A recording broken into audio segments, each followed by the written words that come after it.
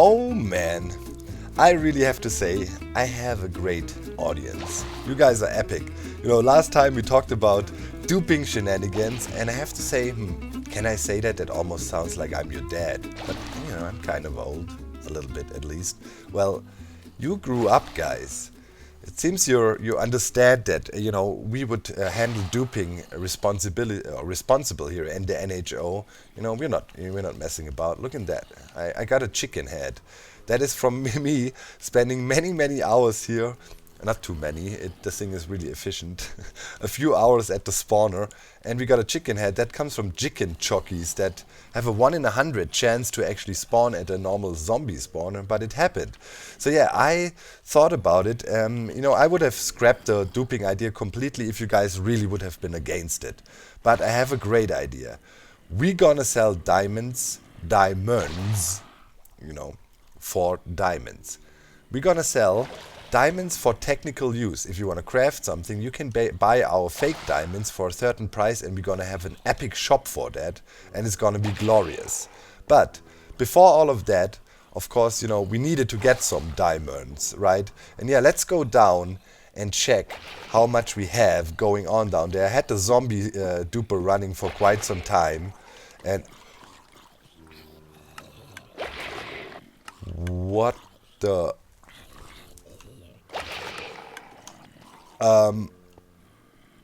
Okay, I'm not quite sure what this just was, but let me quickly rewind my footage here. I'll be right back. What the... Okay, give me a second.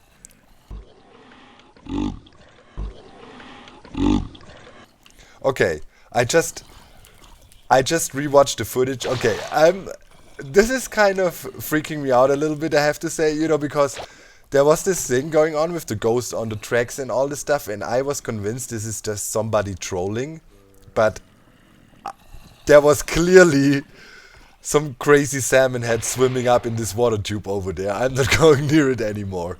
So this must be some crazy bug, man. There is a minecart close by, there is track, and there is water. And that seems to be some common thing. Dude, this is some... I don't know what the heck's going on, but this freaks me out. It is one day later now, guys, and I'm here in the Nether hub. I spent my whole yesterday investigating. There was 3 people on. There was Rendog, there was Scar, and Cub.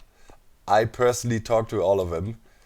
You know, aside of me.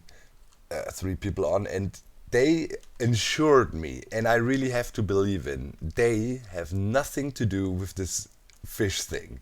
So then I went ahead yesterday and spent about 6 hours discussing with Psycraft and other people how this could be plausible or possible, or what can it be. Because, you know, if it's a crazy one-time thing, I'll get it. Now, as far as I know, it happened to 3 people. So it's quite bizarre, to say the least. Anyways, not only did I spend all my time yesterday thinking about this weird salmon situation, the rest of the day, which was another 12 hours, I spent thinking about a challenge I got issued by the other members here of the Hermitcraft server. So as you can see, we are in our Nether hub, right? And we had a meeting the other day where we decided how we're gonna fully do this thing now. And when I was looking around, looking at the walls and seeing those holes, right? And this is where people would have tunnels and things. I was remarking and saying, oh man, I don't know. I would really like it better if we had full out blackness all around us, and the actual hub is up there at the Blood Moon, where Zuma Void and Impulse were working on, right? Let's get up here. And yeah, there would be a second hub. Oh, dog. Yeah, the fly. Come on, fly. So we see we have a little bit of an issue sometimes with flying, right? Let's keep that in mind. Anyways, right, this is gonna be the actual hub where you access areas. First of all, it gives you a very nice view from up here, right? You can see stuff. And secondly, you would come in here, and yeah, tunnels like that would lead out in the cardinal directions, right? South, this is the southbound tunnel, And then we would have tunnel entrances along the wall here. And this would lead to all kinds of directions and be connected. So then you can really literally say, hey, oh, you want to visit me? Come to the southbound hub, door number 3 on the right. Easy peasy. Very super nice system. A lot of space here as well, because you can extend these tunnels to your liking. And that also keeps everything down here clean. So normally a hermit would come in here through one of the portals, shoot up with his rocket and be good. Now, what happens if Hermit Derp Face McDerpinson has just died, is panicking, and he still needs to get up there and is here? We're trapped. So we could go for a simple solution. Have an emergency elytra here in the middle. You know, guy picks it up, flies up. But we are the Hermitcraft, so we're going the extra mile. That means we need a system that is very difficult to make. We need an auto player detection that actually works, and you can see this is 2 layers of glass, plus another block layer below, and so on. So we have space below, so we need something that is able to detect a player standing here at least 3 blocks above a detectable place, and then will trigger, and then comes another challenge. A too high door here, which will then, you know, we have to see, this will be wool blocks, right? Here we will have wool blocks directly below the glass. We will not have the carpet there, but you will not be able to see it at all from on top or anything. It will not be visible. And yeah, what the machine actually needs to do is it needs to pop out a too high 1x1 trapdoor, like this. And the player would stand atop of here, right? Trigger the thing while remaining here for a certain amount, 3 seconds or so. We don't want it to trigger when a person walks by. So they gotta remain in a certain area for a little bit. The thing makes click clock, you fall down, and then you get into a transport system that brings you up, over, and up into the main hub. And this was probably gonna be a piston bolt, so it's quick. So this is extremely difficult to do. But I'm Doc. And if I want something in Minecraft, I can make it. I have friends, powerful friends, and together it's always better. And that's why I found a very new solution, or an old solution, but revised it and made it better for an actual working player detection system that works up to 32 blocks away without line of sight. That door that pops this thing out is another part of the story. I just say one name, Spacewalker. You know the guy. He made the Hermitcraft door possible in the vault. So yeah, now my goal is I need to go down, standing on this block, 26 blocks, and down there we start the construction of this magical device. The designs we are using, or the basic ideas, of course, is always done by others. Before in the Minecraft community, it is always a community effort. So somebody finds something out and you can build on that. So in our case here now, the new idea for proximity detector we will use here is based on two legends, or work of 2 legends. First of all, as in many cases, the good old etho hopper clock will come in really handy. So this redstone block is sitting exactly 26 blocks beneath the block we will stand on, which will trigger our door to fall down into, right below it, right? That is very crucial to note. Important. So next thing you want to do is you want to build a standard Ether hopper clock. We need that for a very specific reason I will explain in a second. But yeah, while I build this up, I'll talk and yeah, let you in on the secrets, on the magic. No. So what we want to use is the behavior of mobs, right? Proximity. If you are closer than 32 blocks to a mob in a spherical shape, so a sphere with a radius of 32 blocks, mobs will start to pass find.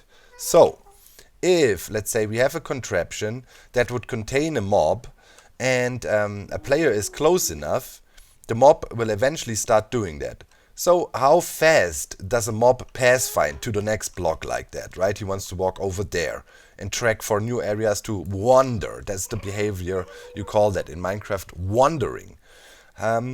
Well, it will try to do it roughly an average every 18 seconds. So if we want a halfway decent trigger time for something like that, we need more mobs, right? And to create a compact design that can do all of that, this is this. So let's build it. First of all, of course, we need this clock. The clock will make sure the trigger resets once and then stays off for a while. Because otherwise, you know, if a cow, we were going to use cows for this, will start pass finding like this, right? What a cow would do is then, a cow would once decide, okay, I want to go there, and even if you push it back, it will keep on going like this. I want to try to get over there. I get pushed back. I want to get there. I get pushed back. And it keeps on doing that. So what we need to do is, it wants to pass find, then poof, we need to push it back and close her pass for roughly 3 seconds so she loses interest in pass finding again and then stands still. And then a new pass finding cycle starts with a clean trigger time and not bouncing, right? So this is what we do. That means we need a certain timing here, how long we want to keep the thing shut off. So to build an ESO timer, I think quite a lot of people are familiar with a normal ESO timer design or hopper timer like that. Hopper, it can be used as a clock, it can be used as a timer and a delay and all sorts of things. So it's a really useful thing ESO had the idea for a while ago. And it's always the same principle. You have hoppers that will contain certain items, and then you just work from there. So we read out the contents of the hopper and then send the signal up and around like this, and do the exact same thing on the other side, right? Symmetrical. So if you want to have a timer that after a certain amount just stops, we need sticky piston and normal piston. If you want to have a timer that keeps on running and switches signal, you need 2 sticky pistons. How do I remember where the sticky piston goes in these timers? Well, it always goes to the side where the redstone block is, and on the other side you don't have one. And if you say put a few items in there, the clock will run, the items flow over there, they flow back, and now, as this is not a sticky piston, block doesn't get pulled and the thing is reset. Now you need to send an update in here to get the thing running again. So that is a timer. So that would give us a permanent redstone signal for a certain amount of time once. One cycle, and that's perfect for our resetting idea we need for our thing. Let me quickly get that shulker box here out of the way. So next up, of course, we needed the part that encourages a mob to pass find and then stops it in its tracks again. What do you want to do is, let's see, we need a node block here. This is just for redstone reasons, and let me quickly think. So we will have the cows in here. They need a too high thing to walk. So yeah, this makes sense. All right. So we will have cows in there that will eventually try to pass find walking onto a pressure plate. And we of course want them to don't continuously do that, but we also want to detect it. Whoops. So a good way to do that is just have a repeater here, right? And then we take another sticky piston and a bit of glass. And if I was a cow now, and eventually this is the only block I can pass find to, I do this. Oh yeah, pass find, boom, and get kicked back, boom. But as I said, if we don't stop this, I'm a cow and I will constantly do this. And we get constant signal output. That is something, of course, we don't want. Alright, so Now we need to make sure that doesn't happen, and that is how we're gonna do it, because we're gonna add this thing to the mix. So next thing you need to think about, we need, first of all, we need a signal here. I'll tell you later why. We need to pull it out. Whoop. Give me a observer. So now the point is, how do we make sure this thing doesn't take 18 seconds and we have to build several of these and it still has a viable trigger time, right? Well, it's actually relatively simple. You know the trick, right? How to break entity collision of mobs. And why do we need to do that? Well, it's the vines trick, right? We use vines to break the collision boxes. Now when there's vines, mobs have no collision box. So to make this thing faster, we need to increase the number of cows. Let's say we have 6 cows in there. That in theory should be roughly a trigger time of 3 seconds on average. Because remember, it takes 18 seconds for a mob to start tracking. If you get 6, chances are this is 6 times faster. Right? One of them will try. So if you have the vines here, we can have several. Then mob walks out, gets pushed back. If we don't have the vines and the hitboxes are actually calculated, when the one cow that walks out of the pack gets pushed back into the pack, it will bump into the collision boxes of the other cows and notch them around and notch them over here, you know, and it will be a continuous chaos cycle. Nothing we can control. But with the setup like this, we actually can. So what we will do is, we have something like that, right?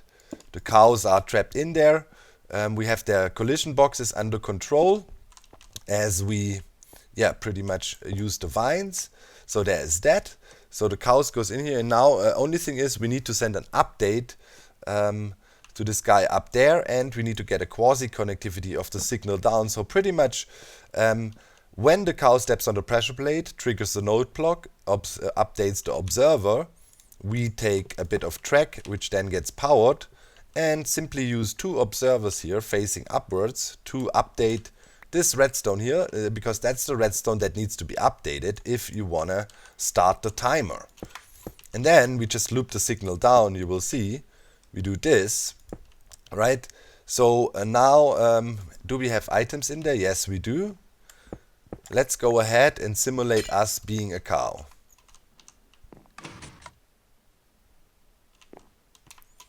See, it remained closed until now. Let's see it happening again. I'm a cow. I get pushed off, back into the pack, and the thing stays closed as long, and we can freely adjust the time how long this should be deactivated by adjusting the amount of items. So now, with this being closed, cows being in here, right? We can stand up there and trigger the thingy. And as we have the placement is crucial, of course, right? Let's get over there. As I said, it's a sphere of a 32 block radius. So now as this thing, hopefully we'll,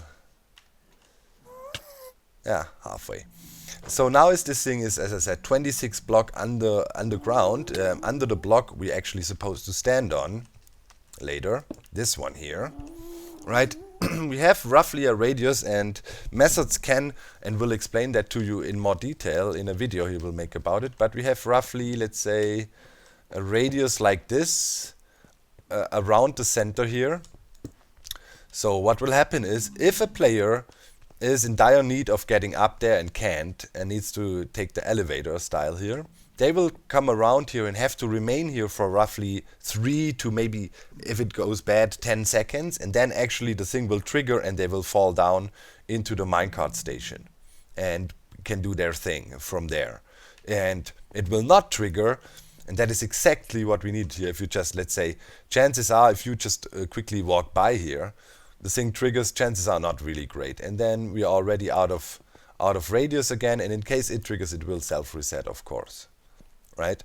So that, my friends, is a brand new way of detecting players. The principle is old, but actually making it a viable and usable thing in vanilla Minecraft is good. So now the theory looks good, guys. I can talk a lot, but we need cows, right? that is the point. We need cows and we need to bring them here, and we need to have 6 of them in the machine. So yeah, cow getting time, I would say. I have all my stuff here. I think I had a few more cows down in the Civil War area. If not, there must be at least 2 cows somewhere, and we can start breeding them. No, come back. Yeah, stay here. So we got 3 cows in the hole, and yeah, we got 3 more here. I just bred them. I fed this guy quite a lot of wheat, so hopefully it'll grow up quick. And yeah, let's get the last ones down in the hole. And I've been busy digging a lot. You can see my pickaxe is pretty used up, and that is for a reason we will look at in a second or a minute or so when we have the cows in there. So now next one, it's number 4, and now it's your turn. Oh, they grew up. They grew up. Good, good, good. No, why are you in the glass? Good, I have my lead here. It grew up right into the glass. Come on. Okay. Here we go. This is a science in itself, right? Moving mobs about in Minecraft. Oh. And the leads are so useless. The leads really need a close look. I mean, fixing it. They pop off if they're unloaded. You know the drill with the leads. It is just, yeah. Okay. That's it. We got 6 cows down there. Now it's our time. And we get pushed to over here. Yes. So now I'm inside of a glass block. I've done this a few times. Need to teleport out and get the glass block back in place. Okay. So, what have we been doing down here? Well, as you can see, we want... Oh, a cow moved out. Ooh. We need to stop that first. Before I do any more explaining, the cow needs to be in there. Yep. Good sir or lady. This is not good. You belong to in here. Why? How did you glitch out? It's a mystery. Anyways, let's remove this. This can go for now. And yeah, let me quickly fix the cow situation here. We need to get this guy in here. So, no. No falling down here. That is not allowed. Alrighty, guys. I have roughly 10-12 cows in there. And as you can see, the setup just triggered, right? And yeah, that means a cow wanted to wander. So I have a bit more than 6 in there because we have people on. The TPS here on the server is not great. That means also, of course, the mob processing is slowed down. But now, as you can see, we have a pretty fast trigger time. But as you can also see, a lot of these cows are looking at me. And yeah, line of sight definitely plays a role. The line of sight is bad in this case. It distracts the mob from wandering quicker. But still, yeah, nice trigger time. So this thing does what it's supposed to do. Let's go back here. Break the line of sight and use... Haha, I got Optifine now. Use Optifine to zoom in to look at this piston. So at the moment the machine cannot trigger. It's blocked, right? And now it's ready to trigger again. Let's see how long it takes. Theoretically, okay, here it triggered. This setup should trigger every 1.8 seconds in theory, and if you have a smooth running server, it actually does. This would constantly trigger on a creative test server, for example. Here we have to play with it a bit. Here it triggered instantly. So yeah, right now we have really good player detection. And yeah, that from far away without line of sight. I don't think this a device like that in a compact form and actually practicable exists yet in Minecraft, but now it does. So another key component of everything you can see here in the back. Let's go down here. I dug that out.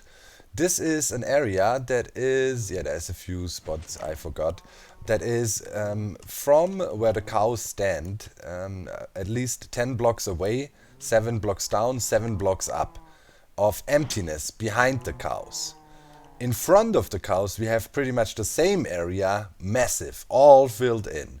And this is how the pathfinding works. You don't need a open space for them to walk in. What you need is blocks that can potentially be a target. And if that is the case, the cows will constantly pathfind in this direction, and yeah, in that direction we have our pressure plate, as you know, right? And yeah, this encourages the cows to walk into the correct direction and never even attempt to walk there. Right? So as you can see, we have really, really nice trigger times at the moment, and I honestly, I don't want to, throw Mambo under the bus, but I was just in a call with Methods for the last 20 minutes because I had weird issues with this thing not triggering. And Mambo just logged off, and the second he logged off, this thing started to work like you see now, with really fast response times. So yeah, something is going on in Mambo's base that destroys the TPS of the server. At the moment we're giving them line of sight, but still this thing triggers fast. I had phases when Mambo was on, this thing couldn't trigger for 2 minutes. That's how slow the server runs when he's on. A clear difference. And yeah, I need to take the time and go to Mambo's base or wherever he just was, and we need to go ahead and do real lag busting there, because it's not a joke. I just saw it in real effect. This thing will not work properly if Mambo Jumbo is on. So that's crazy. I was always one of the people that said it's not, Mambo's base is not so bad. Dude, it's terrible. It kills this thing.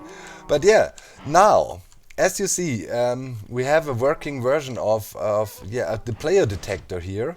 And if we let me quickly see. Yeah, I don't think I have more rockets, and also no more ender pearls, do I?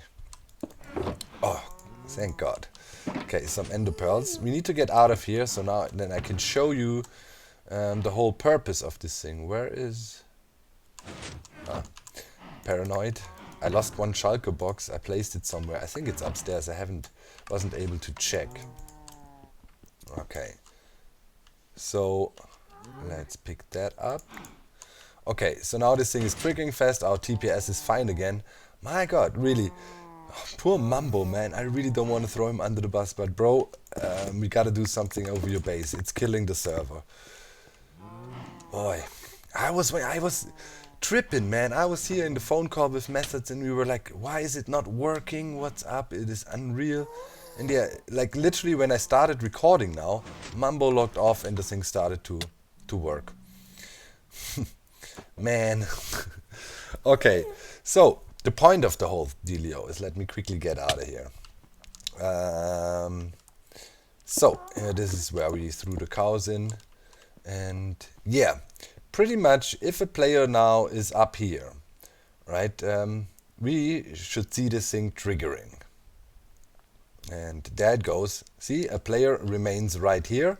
You saw the piston moving, right? I should use this zoom thing. Zoom-a-loom-a-loom thing more often, right? So the player would remain up here for a little bit, and that would entice the cows to walk. And yeah, it would trigger. Right now, let me see. Yeah, decent trigger time, right? This is exactly what we want from here. We don't want it to trigger constantly when somebody walks by. People actually want to stand here for a little bit. Clonk, and off they go. So you saw it triggering, it works. So this is really a completely invisible switch, and we have a triggering zone of roughly, I would say, from the block we stand on, 4 to 5 blocks outward. But yeah, if you want to learn details about that, we've nicely demonstrated everything in a creative world. Methods also just informed me that he was not lazy, as he proclaimed before, and actually made the video already. So you can follow the link in the video description and have a really detailed explanation about the system and how it works, and also see it running on a server with decent performance with no mumbo on. But yeah, that thing is working now. So next episode, you have to imagine, right? It triggered already. We would stand on here, and when it triggers, these blocks below us get removed. We fall down into a system that is a few blocks down, and from there, next stage, we need to build another piston bolt. This time I'm gonna build an automatic track bending system for it. We're gonna save us some work, because yeah, Ilmango actually took the time to make a version for even small footprint tunnels, especially for me. And we definitely gotta, you know, show Ilmango some respect when he took the time to make this thing for us. We gotta use it, and this is a good excuse for here to make another piston bolt, and it will be a faster process this time as we will automate it. So yeah, that's that. Wait, did I just, where's the center? Did I just cover it? Wait, what did I do? So yeah, guys, that's it. Casually revolutionizing the game on a Wednesday where there was no snapshot, and I see you next time. I'm out. Bye, guys.